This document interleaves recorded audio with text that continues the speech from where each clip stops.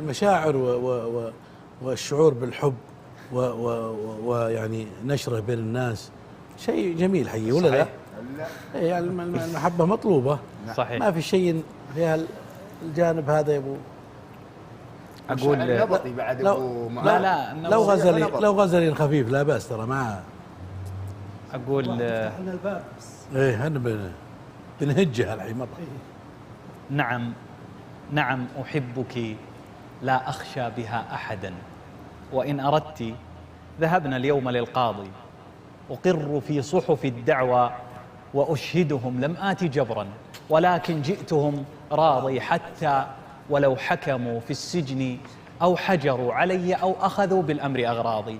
ما الذنب إن حكموا والجرم إن أمروا، أقررت حبا ولم أقرر بإبغاضي، شيدت في القلب حبا لا مثيل له، لن يهدم الحب في صد وإعراضي. وكذبي أنني أنساك ثانية، أراك ما بين تفتيح وإغماضي، فأنت مستقبلي واليوم أشهده، وذكرياتي إذا قلبت في الماضي، فلست أطمع في جاه ومنزلة، وما طلبتك في الأموال إقراضي، وإنما هو إحساس ويملأني، فلا ترين بقلبي موضعا فاضي. قومي نشيد حبا صامدا أبدا، فلا حياة لحب تحت أنقاضي. وسلمت. هذا ايش قصتها يا ابو؟ ما لها والله قصة.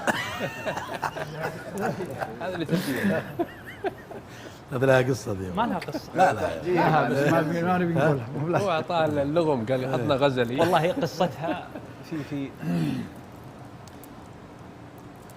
كنت عند أحد الحلاقين الساعة 11 من الليل، وأول ما بدأ بالموس طلع معي الشطر الأول. طلع معي الشطر الأول. ايه يا سلام. ولم أنم تلك الليلة حتى أكملها، لكن والله ما لها قصة. يعني قصيدة ما لها دخل بالمناسبة أبدا. وش عنوانها؟ غيره مسميها القاضي. ولا سمها مشرط حلاق. ها؟ لا ما تصلح. والله ايش رايكم؟ ولا ايش رايكم يا جماعه؟ ابو ميمون ايش رايك؟ سمي القصيده مشرط حلاق. عنوان يجذب للقصيدة. اسم مختلف. مشرط حلاق يوم اصحاب ذا بدت ما ادري وش اللي يذكره. ها؟ ما ادري والله وش اللي يذكره. بكيف المهم انها قضيه. ولا